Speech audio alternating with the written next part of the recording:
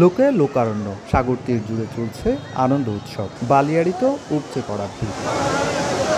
ঈদের টানা ছুটি শেষ, কিন্তু শুরু হয়েছে সাপ্তাহিক ছুটি। তাই সৈকত শহর কক্সবাজারে এখন লাখো ভ্রমণ পিপাসু। তাদের পদচারণায় মুখর সাগর তীর। আমরা আসছি এখানে ঘুরতে, অনেক মজা করলাম, মজা করতেছি। এখানে ভালো লাগতেছে, কারণ এরকম পরিবেশটা অনেক সুন্দরই। ভালোই লাগতেছে। আমি ফার্স্ট টাইম এক্সপিরিয়েন্স করতেছি, আগে কখনো ঘোড়ায় চড়া হয় নাই কক্সবাজারে এসে।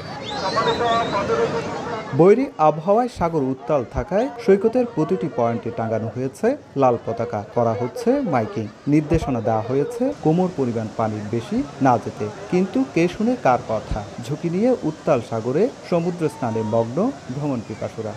সেই জন্য আমরা বেশি দূর যাচ্ছি না, শুধু হাঁটু পানির মধ্যে একটু আনন্দ করতেছি। বেশি দূরে যাই নাই, তারপরও গেছি, আসছি তো একটু মজা করতেছি। নগদের কাছে সব গ্রাহকই প্রিয়, তাই তো সারা দেশে ক্যাশ আউট চার্জ সবচেয়ে কম।